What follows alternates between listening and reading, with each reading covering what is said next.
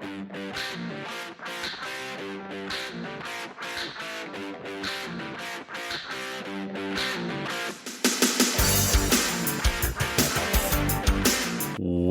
to another episode of Home Sweet Home. My name is Rod McCall. And my name is Bryce Runge. You know, I don't know. I might know. Well, I don't. I started thinking and talking at the same time. It did. That's why we had to take a short pause there. Oh my gosh. It is the holiday season. Yay. Yeah. You know, I want to be filled with joy, filled with happiness, filled with, you know, all the great things that the holiday season provides. And I got to say that it sometimes is a battle. I mean, you've got all the shopping, all the damn Christmas presents you got to buy. And you got to put up the stupid decorations and the outside crap. You sure are freaking negative right now. You're being a Debbie Downer. Well, okay. So I have a hard time seeing it as fun. Okay. Now, when I was growing up, Dad and I would put up the outdoor decorations. And I always thought that would be fun. Yeah. And when Eric was little, it was fun because I felt like, well, I'm doing this for him. Right. I mean, it's for us as a family, but, you know, for him. Because I always thought, because I remember my parents went out of their way to make sure that Christmas was always a happy occasion. Yeah. And so I felt like, well, that's just what you do. And late, you know, since his death, I have had a hard time trying to put a smiley face on Christmas. Yeah. And I feel really lucky. I mean, I like the Christmas decorations. I just don't want to put them up. Yeah. And so that's where I'm glad that our family dynamic is as it is. Because, you know, with Sherry's mom living with us and her daughter living with us, believe it or not, they're the ones that do a lot of it. Oh. Now, Sherry and I will put up the tree. Yeah. And we'll do that any day now. And we do, you know, and I don't mind putting up the tree. That's semi-fun. Right. Her mom has one of these massive Christmas villages. And when I say massive, I mean like... I think I remember seeing it. I'm sure it's grown. Oh, it grows every year by at least one or two items. Anyway, I mean, it's really pretty cool. Okay. Yeah. At the end of the day, she and my nephew... comes over and he's been over there the last, 4 or 5 days, helping her, you know, put it together. Right. And I mean, it's really neat. And my stepdaughter, she'll go out and she'll put up the Christmas decorations outside. And I'm going, because they're a lot of fun to look at. And I love to go look at Christmas decorations. Yeah. Tons and tons of fun for me. But it's... at the same time, I don't want to do it. Right. And so, I you know, Christmas shopping, Christmas wrapping presents. I mean, and Sherry will go, what do you mean you don't wrap presents? I do all of that. And she is right. She does it. I mean, I might wrap a couple. Right. So she's going, you know, when she listens to this, she's probably going to be chuckling going, yeah, you don't do a damn thing. So what are you worried about? And the answer is... she's got a valid point, man. Stop. Sounds like you just sit back and do nothing. What do you have to be mad about? Well, all you got to do is show up. Stop. You're ruining the narrative. I'm sorry. Go ahead. But it's part of the holidays, I think, for me. And I've heard this many times over many years. The stress, the anxiety, and the depression that comes out of the holiday season. Mm-hmm. And I mean, I love to watch Christmas movies. The Polar Express is one of my favorites. Okay. Christmas Story for me. Christmas Story. I could care. You'll shoot your eye out, kid. Yeah, thank you. The Santa Claus with Tim Allen is one of my favorites. So I mean, Die Hard. Sorry, you can't forget Die Hard. Oh, I saw a T-shirt the other day for sale. Nakatomi Christmas Party, 1988. I thought that's hilarious. That's awesome. It might be something that I accidentally buy. Right. So anyway, when I ran across this article, there's this guy. He's got his a medical degree in psychiatry and sleep, and he's came up. It basically says there's ways to address stress, anxiety, and depression naturally. Okay. And I thought, well, as we head into the holidays, where we're super busy, super stressed, trying to balance, 100 different things. And I was reading through his suggestions, and I thought,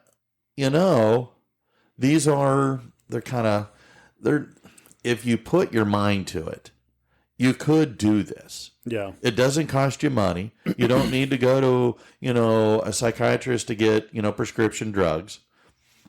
These are things that you can do, right, that might help you deal better with, your stress, your anxiety, and your depression during these, next couple of trying months. Right. So between now until at least 2023. Yeah, mid-January when you start. Well, then you got another set of issues when you get the credit card bills. But yeah, we'll worry about that when that gets here. Yeah. Well, maybe talk to a financial advisor maybe to help you with your credit usage. Anyways, I'm all ears because I'm in need of some tips here. Okay. So in this article, he talks about a variety of things. And one of the things he says is safety first. All right. I mean, it's easy for us to get caught up in everything. I mean, he's talking about, burnout at work, burnout at home, various, things that take away or require a vast amount of attention and focus. Right. Usually work things, and home seems to always fall to the wayside. But he's talking about safety first. And don't do something, just because somebody says, but check with your doctor. If it sounds a little iffy, check with your doctor. Okay. All right. And the things that we're talking about, or that I want to, that this article discusses, is I think they're natural. I think they would, benefit most people. But at the end of the day, if you're not too sure, check with your doctor. Okay. All right. He also says consistency. It is the key to whatever it is that you do. All right. Whether you do a few of these, you do all of these, you do none of these. Whatever you're doing, be consistent. I mean, if you're taking medication, be consistent. Medication only works when you take it. Right. And you take it regularly. So anyway, and this was his suggestion. But he says, be consistent and be patient. Whatever you try, do it regularly, daily, for at least a month. And I think we've talked about other things in the past where you've got to give it 30 days. Right. I will say at most, yeah. I mean, I've been walking daily, and now I feel bad if I don't get up and walk in the morning as part of my get going routine. Yeah. So I think there's a lot of research and studies, but I've always heard that 21 days. 21 days to form a new habit. So if you really think about it, it's just 21 days. Just one day at a time.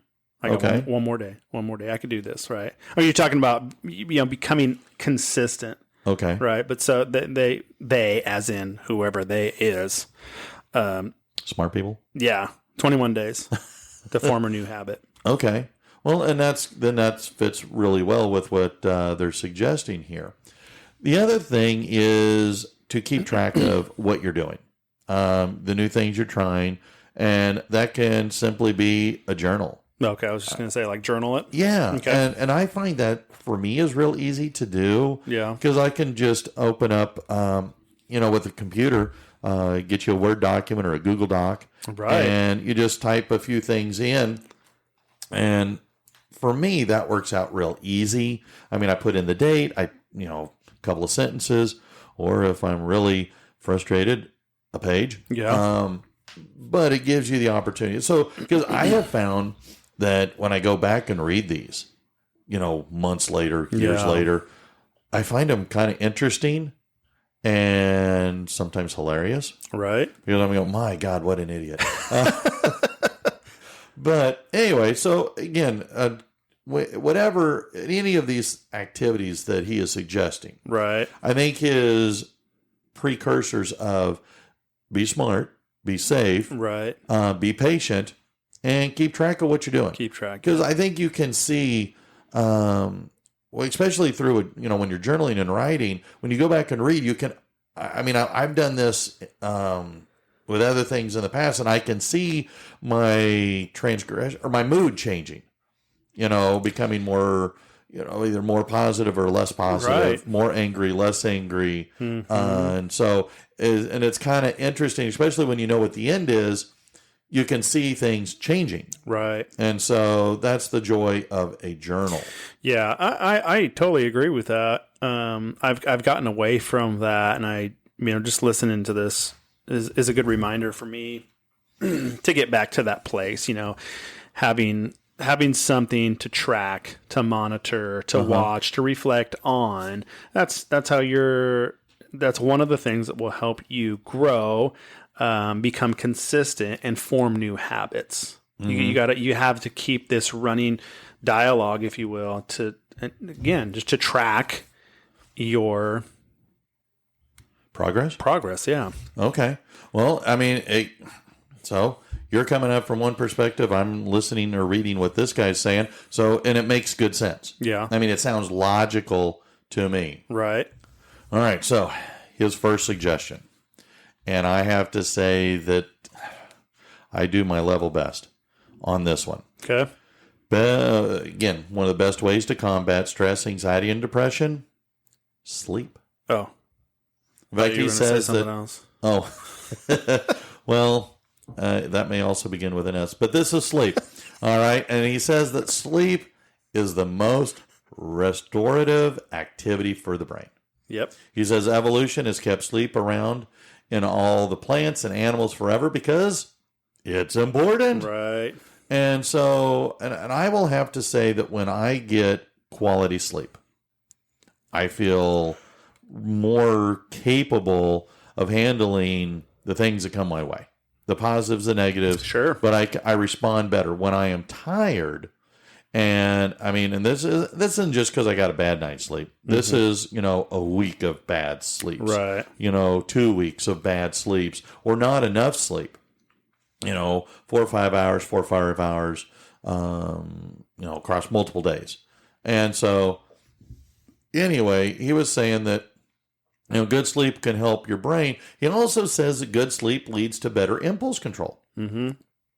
And which I thought was really interesting because, he's talking about, okay, if you have better impulse control because of more sleep or better sleep, you're less likely to dive into that bag of chips. Mm-hmm. You're less likely to,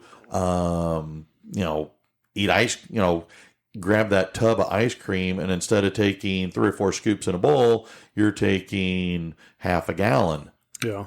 And so, which then you look back and you go, oh gosh, what a slut. Well, okay, I would say that about myself because I'd eat a bag of chips. Right. And then you feel bad about yourself. Yeah. I'm miserable, and now I'm. Yep. Yeah, and I've done it with a package of cookies. Oh yeah. Oreo double stuff for my kryptonite. I've done it with ice cream. Food is my Achilles heel across the board. Yeah. But again, if I've got more sleep, I'm more likely to go, you know what, I'm going to pass on that. Right. Or I may get a small little bowl and put a little bit in to satisfy a craving, but not overindulge. Right. Your brain is operating at a higher level. Exactly. So that you can combat. Yeah. Overcome those impulses yeah. And I do better when I have a regular schedule. Mm-hmm. I go to sleep at this time and I get up at this time. School year, I'm going to bed by 9:30 and I'm up at 5 to do my walk and all that kind of stuff.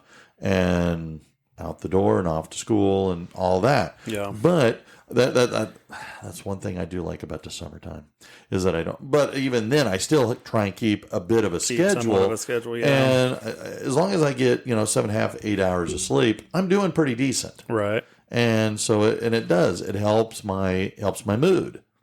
And so that kind of fits in with what he's saying.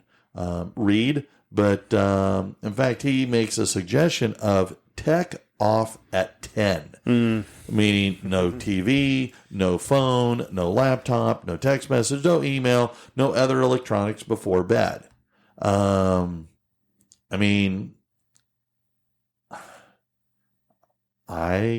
kind of agree. Yeah. I think we've talked about that in the past. Yeah. About, the blue light before bed, and it just, yeah. I've gotten better about putting the phone of recent outside.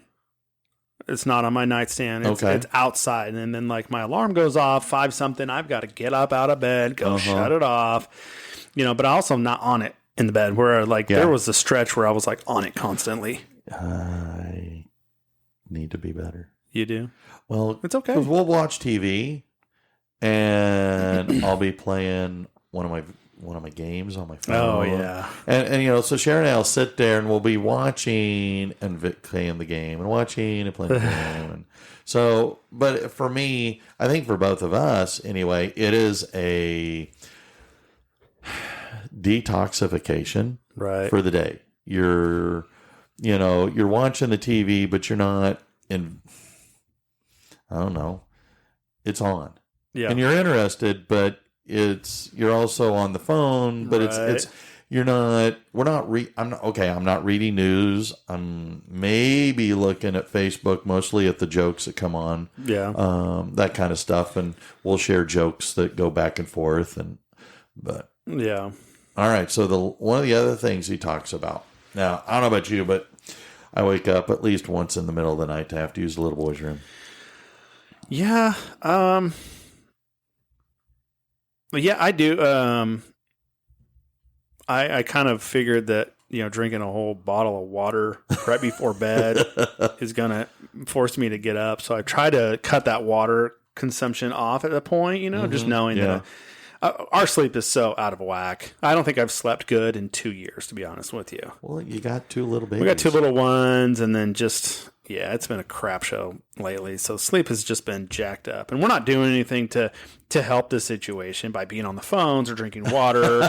And again, if kid will get up or whatever, and it's like, Well, the reason why I ask about that is that, and this is something that Sherry and I do, and this is also what this guy is suggesting: make the room cold, not like freezing, like 20 degrees outside, open the window kind of thing, but when the room is cooler, you sleep better. Okay. And so, this is us. Okay. I have a fan going 24 or every day of the year. The fan is going. If I'm sleeping, there's a fan on. Okay. When we travel someplace, I take a fan with me. We went to Alaska. There was a fan. Okay. Granted, it wasn't freezing cold, but we were on vacation and I had a fan. Right. So, is it just to keep you cool, or is it like a white noise kind of thing, or is it both? A bit of both. But he was saying here that cooler or colder is better for sleep. Huh. And so, therefore, it makes it easier to fall back asleep. And again, because when you're warm or hot, you toss, you turn, and you don't sleep as well. You would think that would be the opposite. Like you're cold, you're you're uncomfortable because it's so cold. But if it's hot, you're like melting kind of. But I get kicking the sheets off because it's so darn hot. Okay. We're not talking, sleep outside, in the snow kind of thing. Yeah. But we'll keep the room 60. That's freaking cold, man. Oh, it's great. It's great snuggling. Oh, okay. I'm going to turn the air on tonight. I don't care if it's 30-something degrees tonight. Oh, there you go. Anyway, so these are the kinds of things, that they recommend in regards to getting quality sleep. Okay? So, work on sleep. Okay. Now, this other one, this is something you and I have talked about before, and I think you and I are making progress on, but exercise. Oh, yeah. That's a big one. And, I've shared before that I'm trying to walk, and I think I'm up to, for me, this is a lot because with my back, my hips, and my sciatic nerve, and my being slightly overweight, I'm up to 1.3 miles. Nice. Good for you. And so That's good. I just get up and I walk, and I am actually feeling better. Yeah. I feel, again, my mood feels better. My stress level is more manageable, and I don't yell as much when I'm driving. That's good. That's very good. Yeah, I would say that's mostly because of your exercise, and especially the first thing you wake up in the morning. That's really good. I would say that also having that exercise built into your routine is also going to contribute to better sleep. Well, I think so. Yeah, 100%. I'm counting my steps, and I still don't reach my daily total very often. Yeah. But I still, I'm up, I'm moving, and I do think it does help. Yeah. And so, because I think 25, 30 minutes a day, 4 or 5 times a week is what they recommend. So I'm getting about 30 minutes a day, 5 days a week. Good. I don't do it on the weekends. Yeah. But again, all the stuff they talk about with exercise, the positive, the endorphins that, flood your brain, giving you, some happiness, that kind of stuff. Right. So anyway, exercise. Yeah. Which, I know you do. You do your YouTube stuff that, you're on the treadmill. Oh, my treadmill talks. I haven't done those in a while. Oh, you don't? Oh, okay. I don't do those anymore. I work out and I use the treadmill still. Mm-hmm. Well, not as much as I should be, but. Oh, well, one of the things that I also found was when I was married the first time was that walking the dogs in the evening and in the morning helped me deal with her BS better. And so, which ties into walking, exercising can help with stress, anxiety, and depression. And how you respond to things. And she wouldn't exercise. Yeah. Her exercise was run into the bathroom. And run in her mouth. Oh, yeah. Well, but hey, we'll stay positive. Yes. All right. So, sleep better. Exercise. Eat better. Yeah. Now, I know that between even at work, we now have what is called the snack train. And people are volunteering each week to bring snacks. Okay. So they're sitting in the break room, and and there's food there all the time now. And which is really good. In fact, there were a couple of people that missed, for a couple of weeks, nobody brought stuff. And so there was near riotous action against the people that weren't showing up. Yeah, where's your stuff? Well, and they were giving, it was getting a little confrontational. Oh my gosh, that's funny. Because you ain't bringing your food. Right. So I get it. And, with Christmas parties and Christmas food and cookies and all that other happy, great stuff can be bad. But food can influence your mood. Yeah. And so now I've never tried this, but this doctor, he recommends what they call the Mediterranean diet. Okay. Where you're kind of let's see what does it says? You are what you eat. If you want to be healthy, you must consume healthy foods. So low fat meats, a balance of beef and pork, but fish, vegetables, fruits, olive oil. The stuff that you would find in a Mediterranean climate. Okay. Or Mediterranean country. But he says these foods, now this is what I found interesting, they contain natural antioxidants, which are great. These are natural chemicals with an antidepressant property. Oh. And I thought, okay. Well, I have been eating more fruit and more vegetables. Okay. Now, I'll eat grapes. I'll eat apples. I don't know that the caramel dip is helping. And I'll eat broccoli, cauliflower, carrots There you go. with a Southwest French dip. But I'm eating more vegetables and fruit, There right? you And so anyway, again, I'm trying these different things unknowingly to address my issues. Sure. Anxiety, stress, depression, because I do suffer from PTSD, and depression is a key kicker to all of that. Yeah. And so maybe I didn't even know I was doing all this. Now, that being said, I do eat a healthy amount of beef, but Yeah. we eat fish, we eat pork. With Sherry, we eat tons of fish, That's good. which I like. Absolutely. Pescatarian? Huh? Pescatarian? What's that? Isn't that like your pescatarian diet? Like you just eat fish? Oh. I know you don't just eat fish. I'm just No, but hey, nothing says Yahoo like a trip to Red Lobster. I haven't been to Red Lobster in a long time. Anyways, Okay. I do agree that your diet plays a major role. Mm-hmm. Okay, especially when exercising and wanting to lose or manage weight, get healthier. Your diet is the main part. Well, yeah. And it's hard. It's hard. It's hard. Well, okay, when you're in a hurry, drive through. Yeah. And what's better than a $3 bundle from McDonald's? A double cheeseburger, a small fry, $3. Yeah. Well, and today, most people, when you run into, say busy, so that means convenience is the way to go, and convenience is on every corner. So you wonder why we are struggling with our health when it comes to food and all that. How about going to the grocery store? The healthy food is 3 times the cost of the crappy food. Oh, yeah. So, you get white bread, or you get, the multi-grain. Well, there's a $3 difference in the price of a loaf of bread. Right. And it's a smaller loaf for that 7 grains. Right. So if I'm on an economical budget, then what am I going to do? Yeah. I want to eat healthy, but I don't know. Well, I will say I'm not promoting the Mediterranean diet, but according to U.S. News and World Report, it was the best overall healthy food plan, in their 2022 ranking. So, wow. All right. So here's the next thing. Now, this is something that I've never been good at. Yeah.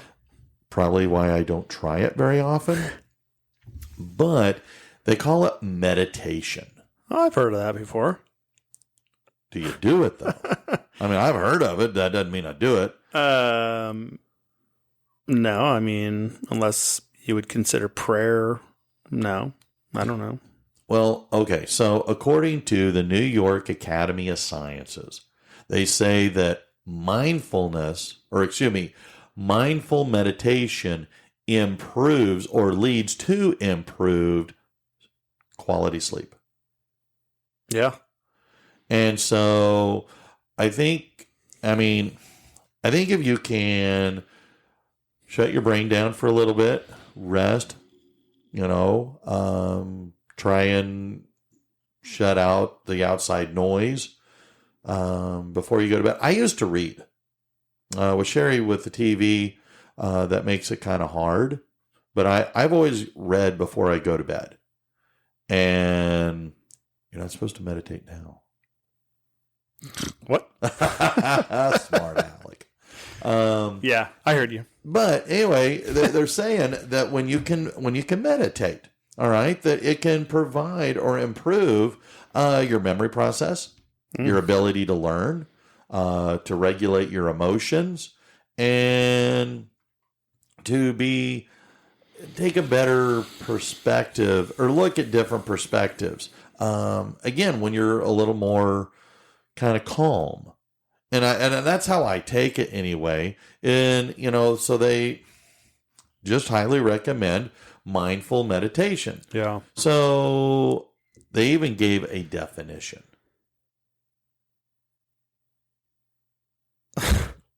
Okay, I thought you were going to say something. All right, so here's the definition. No, just waiting for you to define it. Okay, all right, sorry. Sorry, I was still trying to meditate. All right, there's a time and a place for that. All right. I wanted to tell our listeners whether it worked or not. Oh, gotcha. It didn't. I couldn't block you out. All right, fine. You know what? Smarty pants. All right, so they define. All right. According to this cognitive restructuring specialist lady, she says that it is a state of being present in the moment and controlling the inner dialogue that prompts one's thoughts to wander. And I gotta say that my thoughts, I can go so many directions super fast. Oh, one thing leads to another, leads to another, leads to another, and it doesn't take me long, and I am 180 degrees and 1,000 miles away from where I started. Yep. Neurologists will call those wormholes.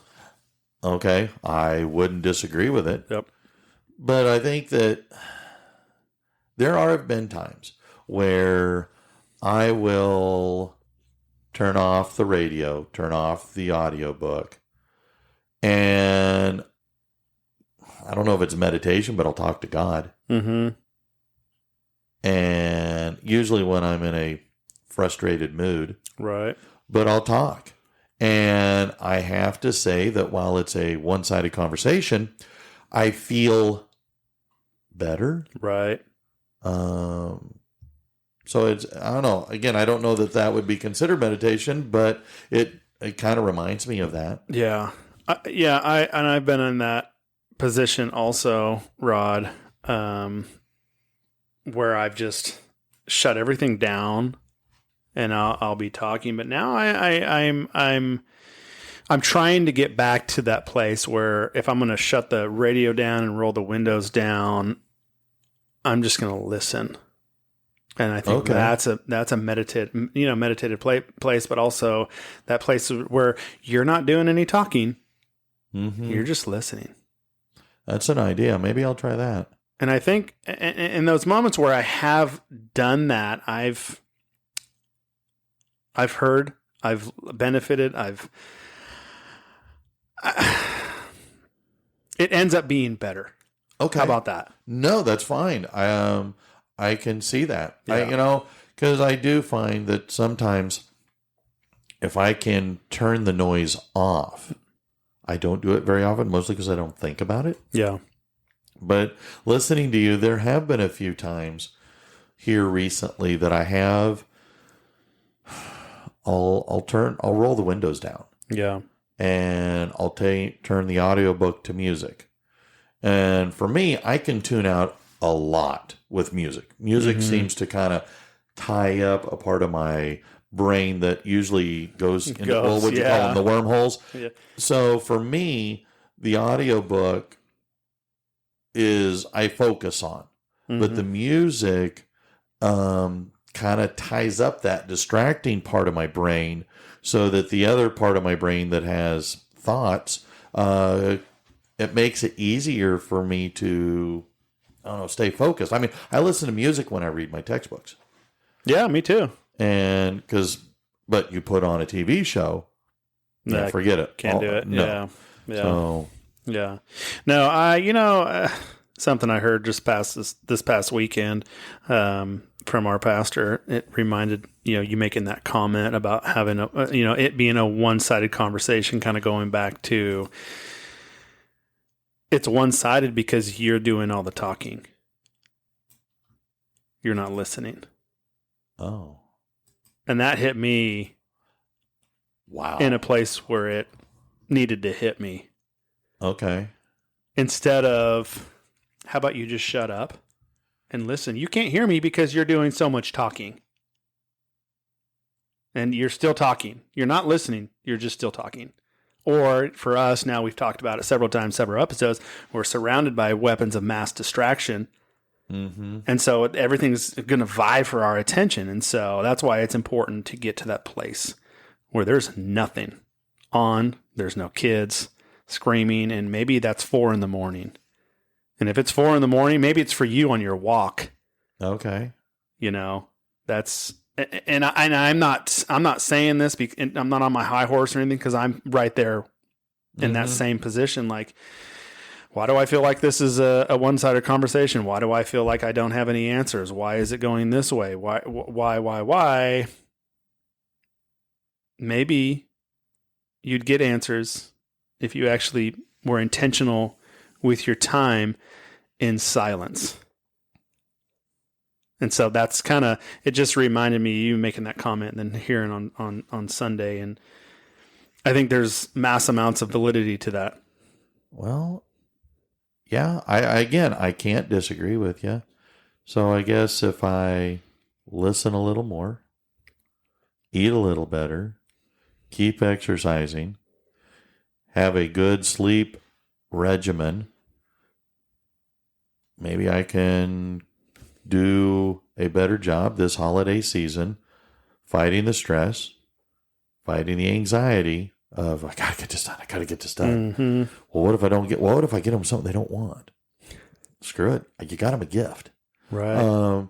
And fighting the depression. And like I said, the holidays are always tough for me. Yeah. Because Eric's not here. Yeah.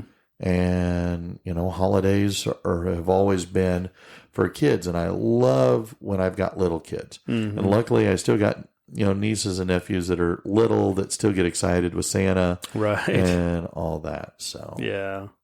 I think this is wonderful. I think it's spot on for me, Rod, to be honest with you. Because I need to practice this stuff because I know a lot of us need something. We need to be armed with something to fight the stress, the anxiety, and the depression that we're in. We're fighting, we're struggling with, or we're going to enter into a season of. And I think these are good. I think that it's great. It's great for us to talk about it and listen to these things on a podcast. That's one thing. But I think we need to, for me, I need to really absorb and apply this. It's, right. Instead of just walking away and be like, oh, that was great. And then tomorrow I'm in the same, same situation. No, I got you.